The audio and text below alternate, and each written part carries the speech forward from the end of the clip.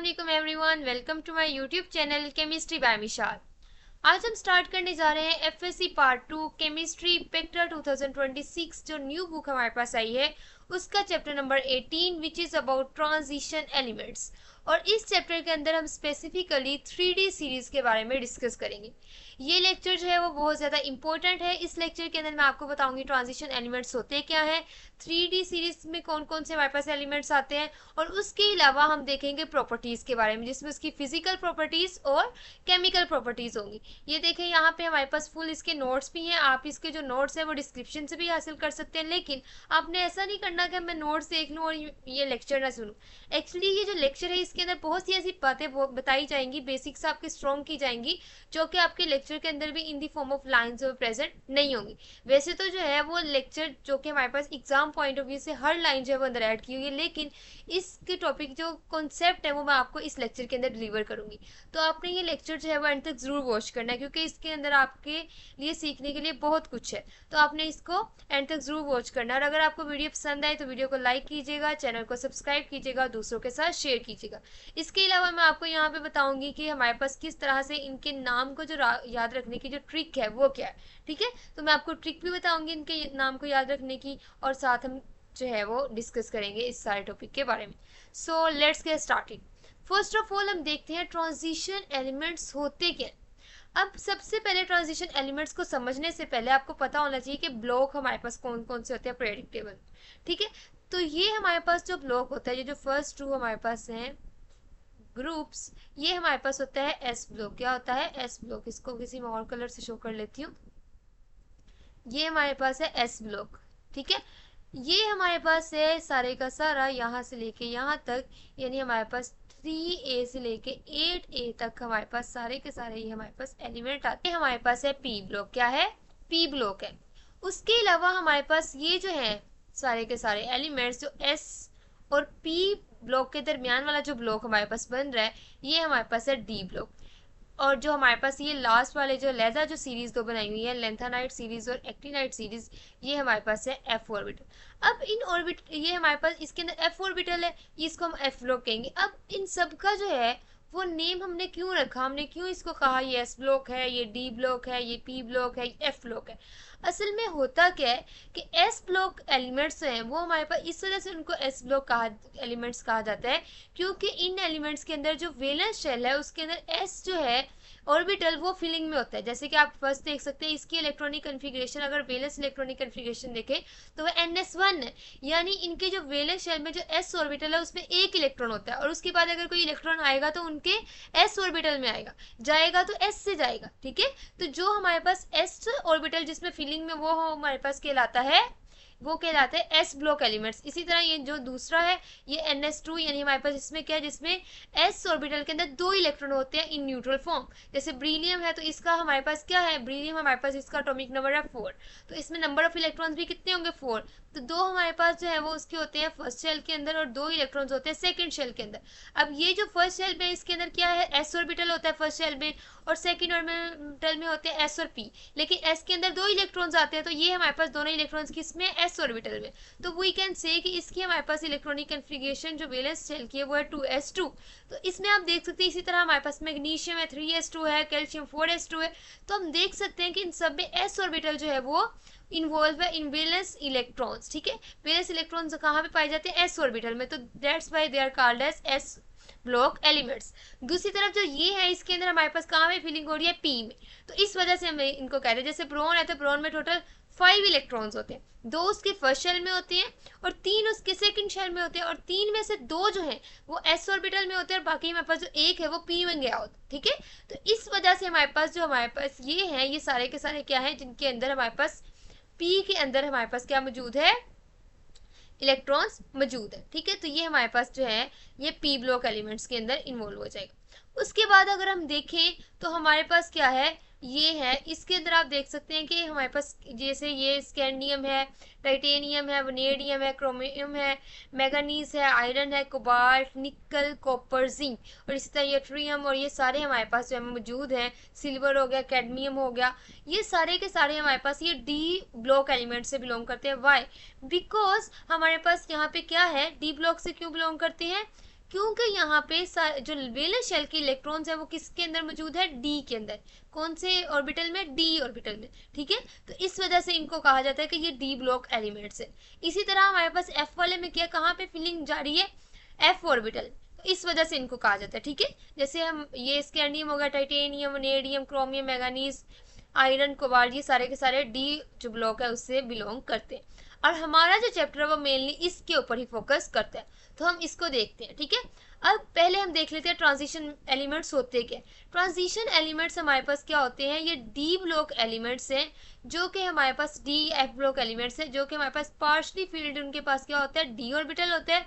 और हमारे पास इनके अंदर क्या होती है, कम से कम एक स्टेबल ऑक्सीडेशन स्टेट होती है। वैसे इनकी जो है वो वेरिएबल ऑक्सीडेशन स्टेट होती है, चेंज हो रही होती है, +3 भी कर लेते हैं, +4 भी कर लेते हैं, +5 भी कर लेते हैं। इस वजह से हम इनको कहते हैं कि ये हमारे पास क्या है, ये हमारे पास ट्रांजिशन एलिमेंट्स है। अगर हम बात करें डी ब्लॉक एलिमेंट्स की, तो ये हमारे पास आउटर ट्रांजिशन एलिमेंट्स है, और ये हमारे पास है इनर ट्रांजिशन एलिमेंट्स।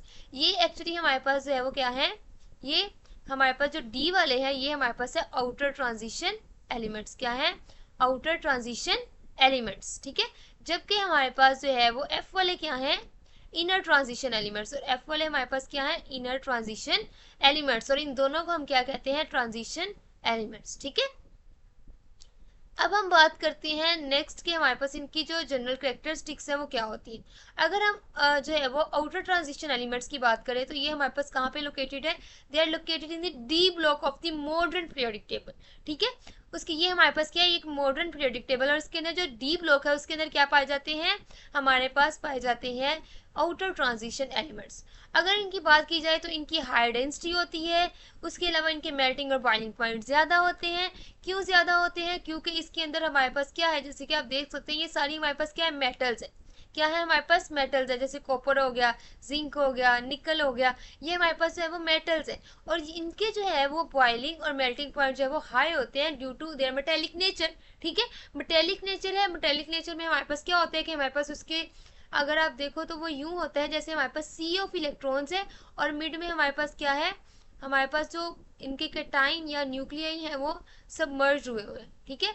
और इसकी वजह से हमारे पास ओवरऑल पॉजिटिव, और जो हमारे पास चार्जेस की वजह से और हमारे पास इलेक्ट्रॉन्स की वजह से जो मेटालिक फोर्स क्रिएट होती है, उसकी वजह से इनके हाई मेल्टिंग और बॉइलिंग पॉइंट है, यानी हमारे पास ये इलेक्ट्रॉन्स हैं। इसी तरह हमारे पास ये डिफरेंट नेचर में होते हैं, ये काफ़ी ज़्यादा होते हैं, मैंने आपको थोड़े से बताए ताकि आपको समझ आ सके।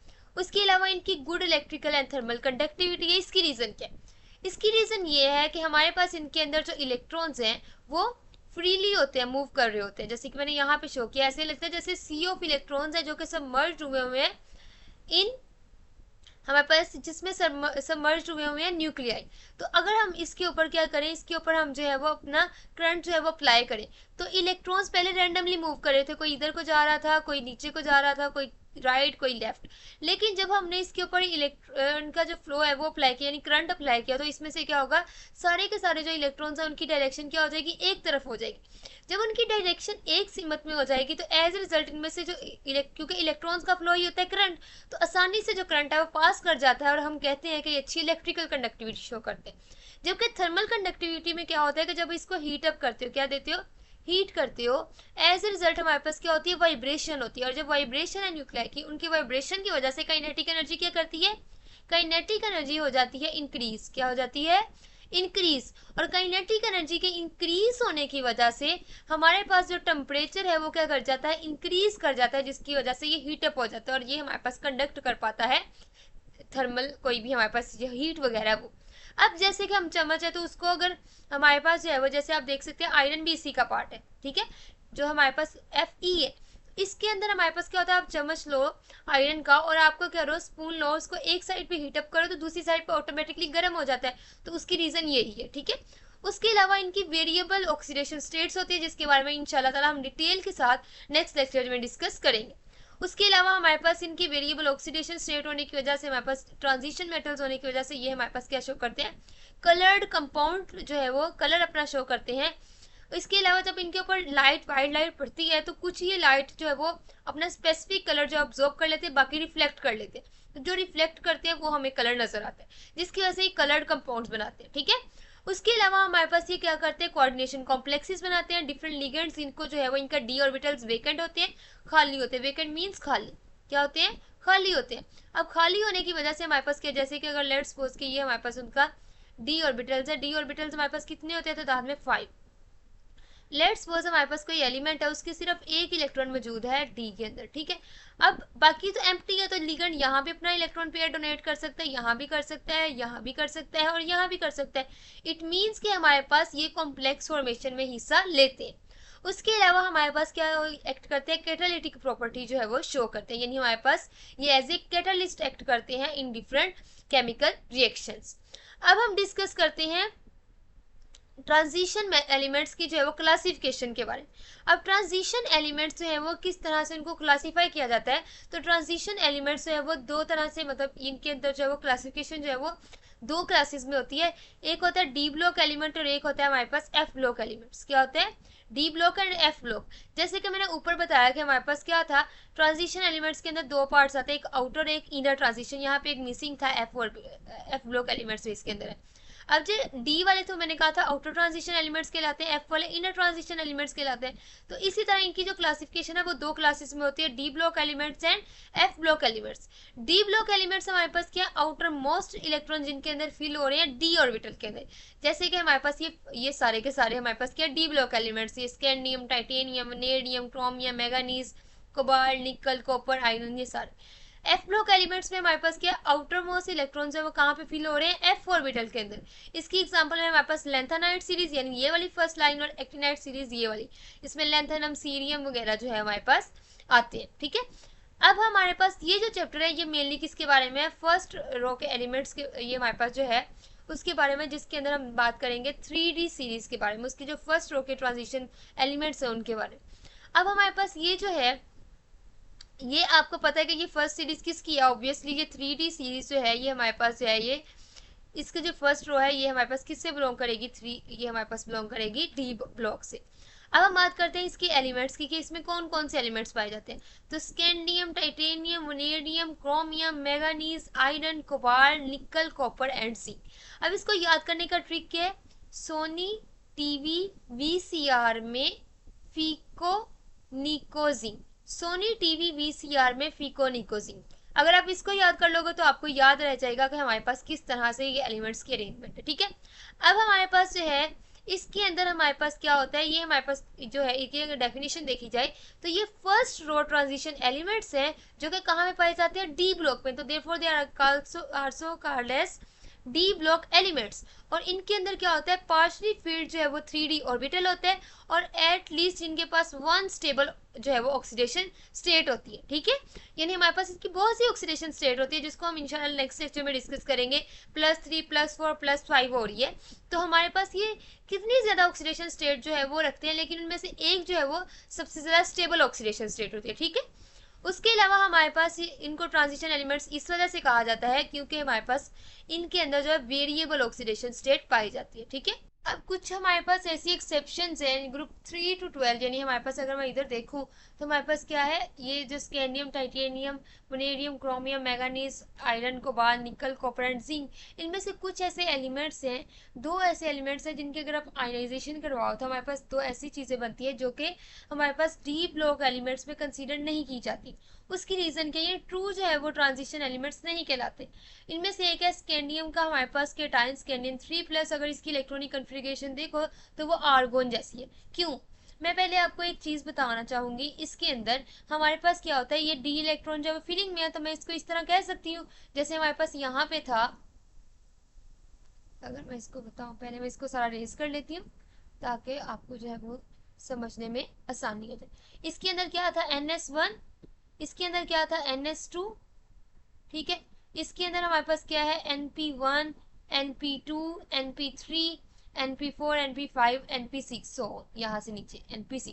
लेकिन यहाँ पे क्या है, यहाँ पे D के हिसाब से होगा तो ये हमारे पास क्या होगा, ये जो भी है हमारे पास यहाँ पे क्या होगा, D1 होगा, फिर यहाँ पे D2 होगी, यहाँ पे D3 होगी, D4, D5, D6, D7, D8, D9, D10। Normally इनको ऐसे होना चाहिए जो हम एक्सपेक्ट करते हैं। अभी मैं बताऊंगी इनकी एक्चुअली क्या है। अब यहाँ पे स्कैंडियम में अगर D1 है तो ऑब्वियसली S के भी 2 इलेक्ट्रॉन इसमें मौजूद है, तो इसमें हमारे पास S2 भी है और D1 भी है। ठीक है, अगर मैं दोनों S के भी 2 इलेक्ट्रॉन्स यहाँ से निकाल दूं, D का भी 1 इलेक्ट्रॉन निकाल दूं, तो इट मीन्स कि मैंने कितने इलेक्ट्रॉन्स निकाले हैं? 3।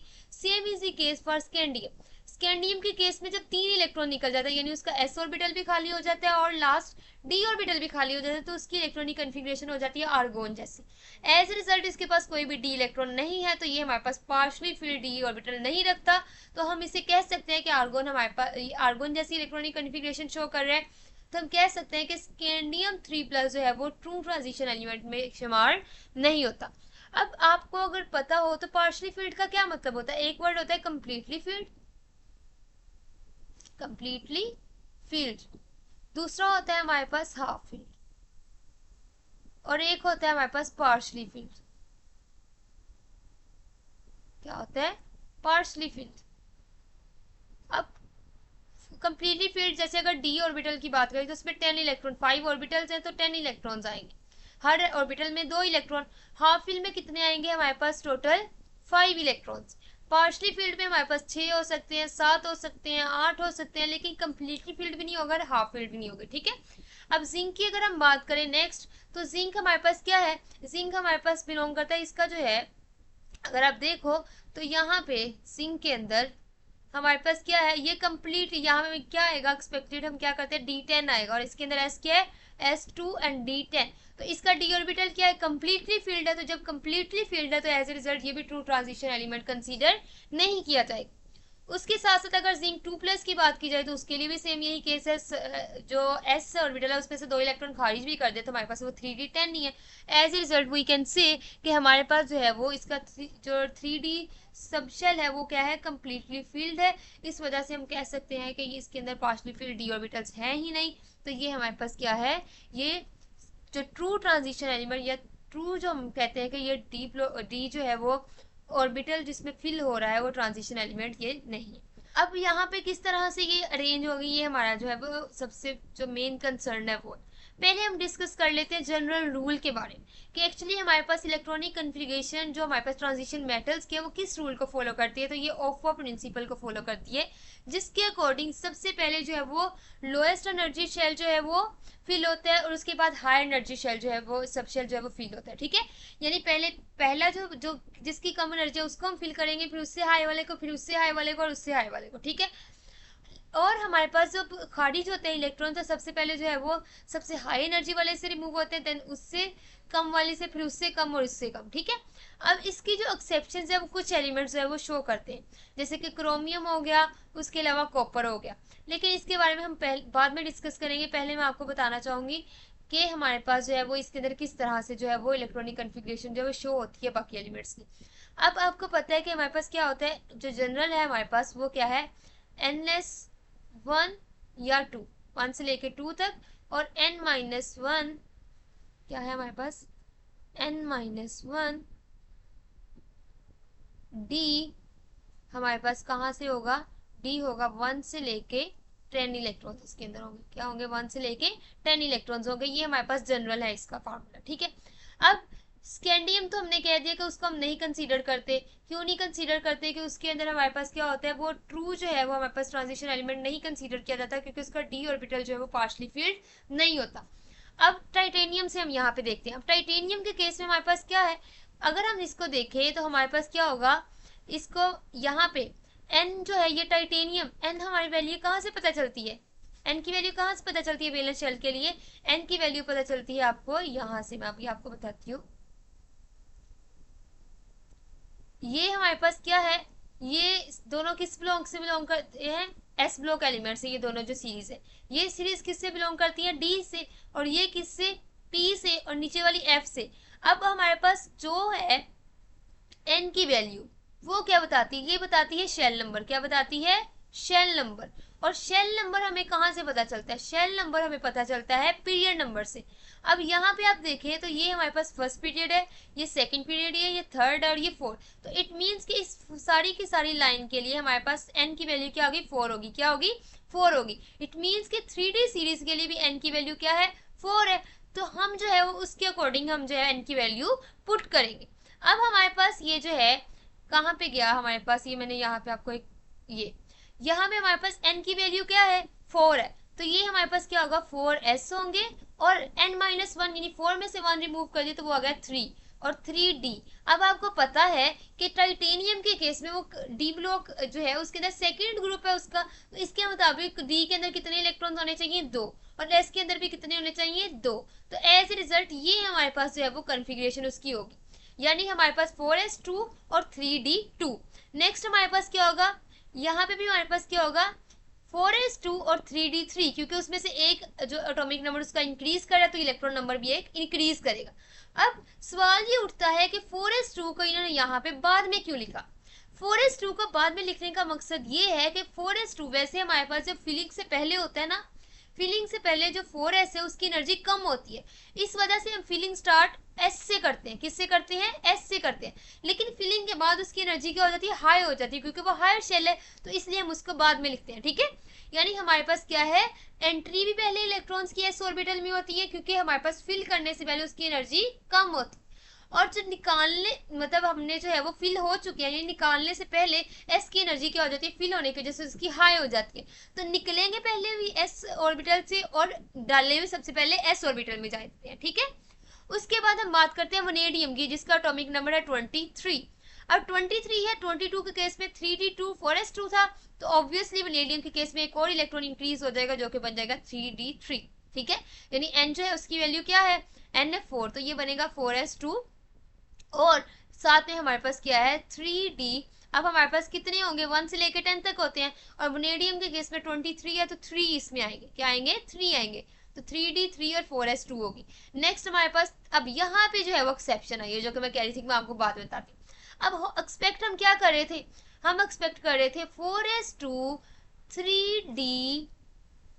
3d हमारे पास क्या होगा, 4 होगा। लेकिन इसमें तो एक प्रॉब्लम है। क्या प्रॉब्लम है, इसके अंदर s तो कंप्लीटली फील्ड है, d पार्शली फील्ड है।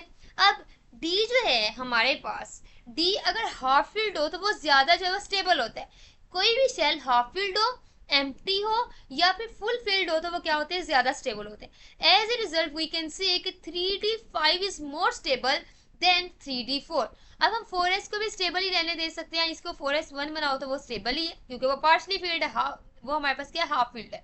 और ये हमारे पास क्या है 3d5 बन जाएगा, क्या हो जाएगा 3d5 बन जाएगा, यानी s में से एक इलेक्ट्रॉन जंप करके कहाँ चला गया, d ऑर्बिटल में। ठीक है, तो ये हमारे पास क्या आ गया, ये हमारे पास एक्सेप्शन थी जिसके अंदर हमारे पास क्या था 3d5 और हमारे पास 4s1 उसकी कन्फिग्रेशन करते हैं, क्योंकि हमारे पास जो हाफ फील्ड 3d है ऑर्बिटल वो ज्यादा स्टेबल होता है। ठीक है, नेक्स्ट एक्सेप्शन मैं इधर ही बताऊंगा। उसके बाद हमारे पास क्या होगा, मैंगनीज है।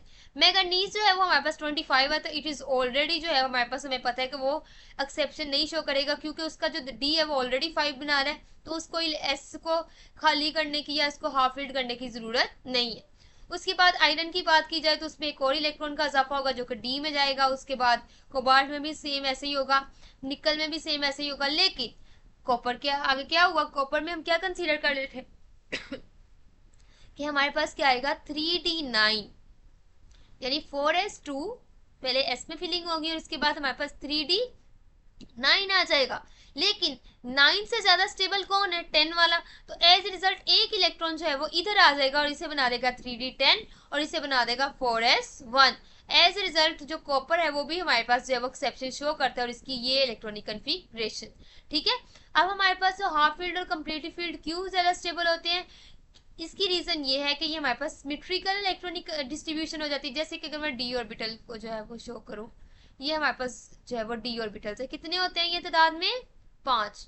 ये थोड़ा बड़ा बन गया हमसे, इसको जो है हम रेज कर लेते हैं और फिर दोबारा बना लेते हैं। कितने होते हैं इसके अंदर, 5 होते हैं। 5 होते हैं तो सबके अंदर कितने कितने इलेक्ट्रॉन्स आएंगे, सबके अंदर कितने कितने इलेक्ट्रॉन्स आएंगे, सबके अंदर जो है वो 2-2 इलेक्ट्रॉन्स आएंगे और टोटल फिर कितने इलेक्ट्रॉन्स हो जाएंगे, टोटल इसके अंदर हो जाएंगे 10 इलेक्ट्रॉन। अब क्या ज्यादा स्टेबल है, किस में हमारे पास उसकी जो शेप है वो ज्यादा स्टेबल बनेगी, इसके अंदर बनेगी 1 2 3 4, इसके अंदर ज्यादा स्टेबल बनेगी या सब में एक एक इलेक्ट्रॉन, तो ये ज्यादा चाहे वो सिमेट्रिकल इलेक्ट्रॉनिक डिस्ट्रीब्यूशन है तो एज ए रिजल्ट हमारे पास क्या होगा, ये ज्यादा बेहतर है एज कम्पेयर टू 4 इलेक्ट्रॉन। इसी तरह हमारे पास अगर इस तरह से 9 इलेक्ट्रॉन्स हो, क्या हो, 9 इलेक्ट्रॉन्स हो, ये जो है वो ये इतना सिमेट्रिकल नहीं है, ये ज्यादा सिमेट्रिकल है क्योंकि सब में कितने हैं, दो दो इलेक्ट्रॉन्स हैं, एज ए रिजल्ट हम कह सकते हैं कि ये ज्यादा बेहतर है। उसके अलावा अगर हाफ फील्ड की बात की जाए तो उसमें इलेक्ट्रॉन इलेक्ट्रॉन रिपल्शन कम होगी, एक्सचेंज एनर्जी जब वो इंक्रीज कर देगी, एक्सचेंज एनर्जी क्या होती है कि डी से डी की तरफ जो है वो इलेक्ट्रॉन्स का जाना, यानी अगर मैं बात करूं हाफ फील्ड की, यहाँ पे बात हो रही है, किसकी हो रही है, हाफ फील्ड की बात हो रही है, ये है एक इलेक्ट्रॉन, ये है एक इलेक्ट्रॉन, ये है इलेक्ट्रॉन और ये है और ये है। अब इलेक्ट्रॉन्स वाला क्या करते हैं, इससे कभी इधर आगे कभी इधर आगे कभी इधर आगे कभी इधर आगे, ये जो है वो एक्सचेंज करते रहते हैं एनर्जी। तो जितनी ज्यादा एनर्जी ग्रेटर एक्सचेंज एनर्जी होगी उतनी ज्यादा स्टेबिलिटी इंक्रीज कर देती है। उसके अलावा शील्डिंग इफेक्ट जो है वो इंक्रीज कर देगा क्योंकि 3D के अंदर जितने ज्यादा इलेक्ट्रॉन्स होंगे, न्यूक्लियर जो अट्रैक्शन है बैरूनी इलेक्ट्रॉन्स के ऊपर उतनी कम होगी। एज ए रिजल्ट हमारे पास क्या होगा, यानी हमारे पास जैसे मैंने क्या कहा था कि जब फिलिंग से पहले एस वाला जो है वो लो एनर्जी का होता है, लेकिन फिलिंग के बाद एस वाला जो है वो ज्यादा एनर्जी का होता है, तो 4s वाले इलेक्ट्रॉन्स बाहर होते हैं, 3D वाले इलेक्ट्रॉन्स क्या होते हैं, अंदर होते हैं। अब इसको आउटर ट्रांजिशन एलिमेंट्स जो है वो इस वजह से ये हमारे पास 4s क्या है, ये हमारे पास ये बाहर वाली साइड पे और ये 3D जो है वो अंदर वाली साइड पे, इलेक्ट्रॉन्स कहाँ से बाहर निकलेंगे, 4s से बाहर निकलेंगे। अब अगर D में जो इलेक्ट्रॉन्स की तादाद है वो ज्यादा हो रही है, इट मीन्स कि S के ऊपर जो न्यूक्लियर की अट्रैक्शन है, न्यूक्लियस की अट्रैक्शन है वो क्या हो जाएगी, कम होती जाएगी, और as result shielding effect increase करने से स्टेबिलिटी भी जो है वो इंक्रीज कर जाएगी। ठीक है, उसके बाद हम डिस्कस करते हैं कुछ इंपॉर्टेंट पॉइंट्स को कि जब हमारे पास जो है वो ट्रांजिशन मेटल्स जो है वो पॉजिटिव आयंस बनाती हैं यानी केटायंस बनाती हैं, तो इलेक्ट्रॉन्स कहाँ से रिमूव होंगे, 4s इलेक्ट्रॉन्स रिमूव होंगे क्योंकि तब उनकी एनर्जी क्या हो जाती है, हाई हो जाती है। ठीक है, अब हम डिस्कस करते हैं ये ही हमारे पास जो है वो इलेक्ट्रॉनिक कन्फिग्रेशन, क्योंकि ये हमारे पास किस तरह से इलेक्ट्रॉनिक कन्फिग्रेशन शो करते हैं। टाइटेनियम की अगर हम बात करें तो इसका अगर M2+ देखें यानी इसमें से 2 इलेक्ट्रॉन्स रिमूव है तो किस में से होंगे, s ऑर्बिटल में से। इसी तरह हमारे पास इसके भी कहाँ से होंगे, s से, इसके भी कहाँ से होंगे, s से, और एक कहाँ से होगा, d से। 2 यहाँ से होंगे s से, फिर यहाँ पे M2+ s से, सारे कहाँ से रिमूव हो रहे, s से। M3+ के केस में 2 s में से होंगे और एक d में से होगा। ठीक है, तो ये हमारे पास जो है उनके केटायंस की जो है वो इलेक्ट्रॉनिक कन्फिग्रेशन है। अब हम बात करते हैं प्रॉपर्टीज ऑफ ट्रांजिशन मेटल्स के बारे में कि हमारे पास जो ट्रांजिशन एलिमेंट्स हैं वो किस तरह की जो प्रॉपर्टीज है वो शो करते हैं, फिजिकल कैसी है और केमिकल कैसी है। फिजिकल प्रॉपर्टीज की बात की जाए तो ये हार्ड होते हैं, स्ट्रॉन्ग होते हैं और रिजिड हमारे पास सॉलिड्स होते हैं ड्यू टू मेटेलिक बॉन्डिंग। किस बॉन्डिंग की वजह से, मेटेलिक बॉन्डिंग की वजह से। ठीक है, जो कि मैंने आपको थोड़ी देर पहले जो है वो एक्सप्लेन की। ठीक है, उसके बाद हम बात करें तो ये मेटालिक लस्टर रखते हैं। ये जो है वो जैसे आप देख रहे होते हो जो मेटल्स है, जैसे हमारे पास सोना हो गया, चांदी होगी, सिल्वर हो गया, स्टील हो गया, ये हमारे पास क्या होते हैं, ये लस्ट्रस होते हैं, इनकी चमकदार होते हैं, ये इनकी चमक होती है, तो इस वजह से ये सिल्वरी ग्रे और लस्ट्रस इन नेचर के होते हैं मोस्ट ऑफ दी। लेकिन हमारे पास जो कॉपर है वो किस कलर का होता है, रेडिश ब्राउन होता है। अब हम बात करते हैं एटॉमिक रेडियस की, तो एटॉमिक रेडियस हमारे पास क्या होगा, यहाँ पे हमारे पास एटॉमिक रेडियस क्या होता है, इन पीरियड हमारे पास क्या हो रहा होता है, शेल नंबर उतना ही रहता है, लेकिन हमारे पास न्यूक्लियर अट्रैक्शन क्या कर रही होती है, इंक्रीज कर रही होती है, न्यूक्लियर चार्ज क्या कर रहा होता है, इंक्रीज कर रहा होता है, क्योंकि हमारे पास नंबर ऑफ प्रोटॉन इंक्रीज कर रहे हैं। एज ए रिजल्ट जो रेडियस है वो डिक्रीज कर रहा होता है, क्या कर रहा होता है, डिक्रीज कर रहा होता है। अब कॉपर के करीब जो है वो क्या, क्यों हमारे पास ये ज्यादा जो है वो क्या करता है, इंक्रीज होता है, क्योंकि इसके अंदर हमारे पास क्या होता है, कॉपर के केस में यहाँ हमने क्या देखा था, ये कॉपर, इसके अंदर डी के इलेक्ट्रॉन्स कितने आ गए 10 और एस में कितने 1, और डी जो है वो ज्यादा होने की वजह से शील्डिंग इफेक्ट क्या हो गया, ज्यादा हो गया। एज ए रिजल्ट हमारे पास जो बाहर वाले इलेक्ट्रॉन्स है उनका जो वैसे भी जो है वो दूर थोड़े चला जाएगा क्योंकि उनकी न्यूक्लियर अट्रैक्शन उन पर इतनी ज्यादा नहीं होगी। एज ए रिजल्ट वो जो है थोड़ा सा ज्यादा इंक्रीज शो करते हैं। उसके अलावा हमारे पास इनकी हाई एंड मेल्टिंग और बॉइलिंग पॉइंट्स है, तो वो क्यों है, मेटेलिक बॉन्डिंग स्ट्रॉन्ग है एटम्स के दरमियान, क्योंकि हमारे पास नंबर ऑफ इलेक्ट्रॉन्स भी इंक्रीज कर रहे होते हैं, न्यूक्लियाई नंबर भी जब इंक्रीज करता है in metal, as a result हमारे पास क्या होता है, इनके मेल्टिंग और बॉइलिंग पॉइंट जो है वो इंक्रीज कर जाते हैं। उसके अलावा हमारे पास ये इलेक्ट्रिसिटी और हीट का अच्छा कंडक्टर है, जो कि मैंने आपको पीछे एक्सप्लेन कर दिया कि उसकी रीजन क्या था। उसके अलावा हमारे पास क्या होता है, इनकी डेंसिटीज भी क्या कर रही होती है, इंक्रीज कर रही होती है टाइटेनियम से कॉपर की तरफ। इसकी रीजन क्या है, जैसे जैसे हम जो है वो पीरियड में मूव कर रहे होते हैं तो न्यूक्लियर चार्ज क्या कर रहा होता है, इंक्रीज कर रहा होता है, चार्ज डेंसिटी क्या कर रही होती है, इंक्रीज कर रही होती है, साइज क्या कर रहा होता है, डिक्रीज कर रहा होता है। As a result we can say कि हमारे पास इनकी जो चार्ज डेंसिटी, वो जो हमारे पास डेंसिटी है वो क्या हो गई है, हाई हो गई है। उसके अलावा ये मेलिएबल और डक्टाइल होते हैं because they have malleability and ductility properties. What is the reason behind it, because हमारे पास ये लेयर बाय लेयर स्ट्रक्चर रख रहे होते हैं। क्या होते हैं, लेयर बाय लेयर। इस तरह हमारे पास के टाइम्स जो है इसके अरेंज हुए होते हैं जिनके दरमियान हमारे पास इलेक्ट्रॉन्स होते हैं। जब हम ऊपर से कोई फोर्स लगाएंगे तो ये जो है वो स्लाइड कर जाती है, ऊपर वाली जो है वो क्या कर जाती है, स्लाइड कर जाती है इस तरह से।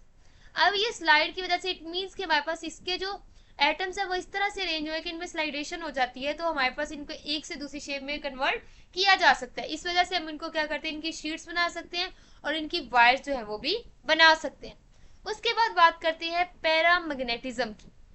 अब पैरामैग्नेटिज्म क्या होता है, एक्चुअली हमारे पास जो है पैरामैग्नेटिज्म होता है कि हमारे पास कौन सा जो है मैग्नेट से अट्रैक्ट होता है, तो मैग्नेट से वही अट्रैक्ट होगा जिसके पास अनपेयर डी इलेक्ट्रॉन्स होंगे। अब आपने ये जो देखी इलेक्ट्रॉनिक कन्फिग्रेशन देखी, इसके अंदर हमारे पास क्या है, 3d2 है। तो what does it mean, 3d2 का क्या मतलब है कि अगर मैं इधर d ऑर्बिटल बनाऊं 1 2 3 4 एंड 5, 3d2 मतलब एक इसमें और एक इसमें इलेक्ट्रॉन आएगा, ऐसे ही आएगा।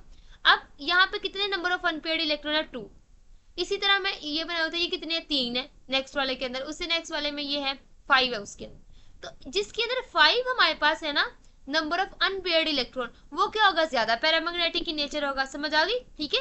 इसी तरह हमारे पास अगर नंबर ऑफ अनपेयर्ड इलेक्ट्रॉन कम होते जाए, अब यहाँ पे ये पेयर होते जा रहे हैं, नंबर ऑफ अनपेयर्ड कितने, 2 है, तो एज रिजल्ट पैरामैग्नेटिक बिहेवियर क्या होता जाएगा, कम होता जाएगा। तो इस तरह से हमारे पास जो अनपेयर्ड इलेक्ट्रॉन जितने ज्यादा होंगे उतना ज्यादा वो हमारे पास पैरामैग्नेटिक इन नेचर होगा, और जिनके अंदर सारे इलेक्ट्रॉन पेयर्ड है तो वो हमारे पास ट्राइमैग्नेटिक इन नेचर है। अब हम डिस्कस करते हैं वेरिएबल ऑक्सीडेशन स्टेट्स की, जो कि है chemical property of transition elements. तो इसके अंदर वैसे एक पूरा टॉपिक है जो कि हम इंशाल्लाह नेक्स्ट लेक्चर में डिस्कस करेंगे, लेकिन यहाँ मैं सिर्फ आपको ये बता दूं कि यहाँ पे ये वेरिएबल ऑक्सीडेशन स्टेट क्यों शो करते हैं। अब वेरिएबल यानी चेंजेबल ऑक्सीडेशन स्टेट, कभी वो 2+ भी बना सकते हैं, 3+ भी बना सकते हैं, प्लस भी, 2+ भी, 4+ भी, 7+ भी, 5+ भी।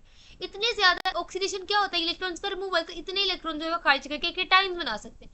इसकी रीजन ये होती है कि 4s और जो ऑर्बिटल है वो भी इन्वॉल्व होता है बॉन्डिंग में, और 3d ऑर्बिटल भी होता है। एज ए रिजल्ट 2 या 2 से ज्यादा हमारे पास इलेक्ट्रॉन इजीली जो है वो रिमूव हो जाते हैं, और हमारे पास इस तरह से वेरिएबल ऑक्सीडेशन स्टेट होते हैं। जैसे आयरन की 2+2 3+ है, कॉपर की +2+ है, मैंगनीज की 2 4 और 7, ठीक है। उसके बाद हम बात करते हैं कोऑर्डिनेशन कॉम्प्लेक्सेस की, ये किस तरह से कोऑर्डिनेशन कॉम्प्लेक्सेस बना देते हैं। तो होता हमारे पास क्या है, अगर हम बात करें तो इनके अंदर होते हैं वेकेंट डी ऑर्बिटल। क्या होते हैं, वेकेंट डी ऑर्बिटल। यहाँ पे अगर मैं इसको शो करूँ तो ये हमारे पास क्या है, डी ऑर्बिटल्स मैंने बनाए हैं। लेट्स सपोज के हमारे पास क्या है, कुछ यूं है, मैं इसको जो है इस तरह शो कर देती हूँ। ये 3d3 वाला है। अब इसके अंदर क्या होगा, 3d3 वाले के केस में हमारे पास कितने वेकेंट ऑर्बिटल है, ये।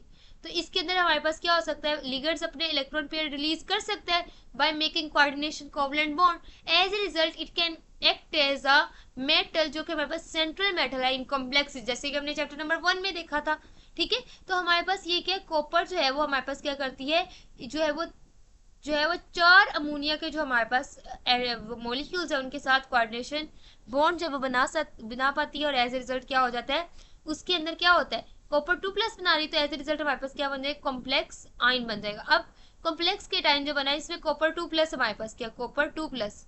यहाँ पे मैं ऊपर जाके देखते हैं कॉपर 2+ की इलेक्ट्रॉनिक कन्फिग्रेशन कैसी है।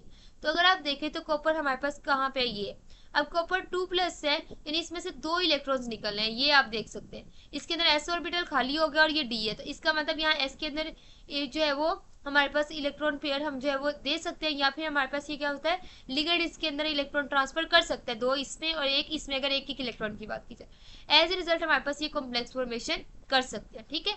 इस वजह से हमारे पास ये कॉपर जो है इस तरह से हमारे पास ट्रांजिशन एलिमेंट जो है वो बनाता है। उसके अलावा हमारे पास ये FeCN6 3- है, ये कॉम्प्लेक्स फॉर्मेशन इंशाल्लाह ताला हम नेक्स्ट लेक्चर में देखेंगे। Fe हमारे पास क्या है, सेंट्रल मेटल एटम है, जबकि हमारे पास साइनाइड इसमें क्या है, 6 इसके साथ लिगेंड्स अटैच हुए, क्या हुए, 6 लिगेंड्स अटैच, ठीक है। अब हम डिस्कस करते हैं फॉर्मेशन ऑफ कलर्ड कंपाउंड्स। तो इसके अंदर हमारे पास जो ट्रांजिशन मेटल आयंस या कॉम्प्लेक्सेस है वो क्यों कलर्ड होते हैं, क्योंकि ये D to D electronic configuration या ट्रांजिशन जो है वो शो करते हैं।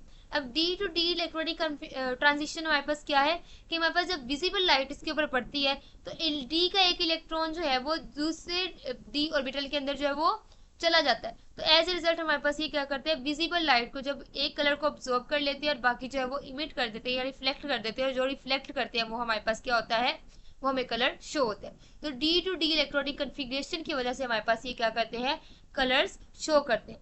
जबकि हमारे पास वो आयंस इनके पास D0 है या D10 है, जैसे कि स्कैंडियम 3+ और जिंक 2+, ये दोनों क्या है, कलरलेस है, क्योंकि इनके अंदर डी टू डी ट्रांजिशन नहीं हो सकती। ठीक है, उसके बाद हम बात करते हैं कैटालिटिक एक्टिविटी की। तो कैटालिटिक एक्टिविटी का मतलब ये है कि ये कंज्यूम होने के बगैर हमारे पास जो है वो रिएक्शन के अंदर जो है वो आते हैं और उसका जो रिएक्शन का रेट है वो फास्ट कर देते हैं, और एक्टिवेशन एनर्जी क्या कर देते हैं, लो कर देते हैं। Activation energy is the lowest energy which is required to convert reactant into products.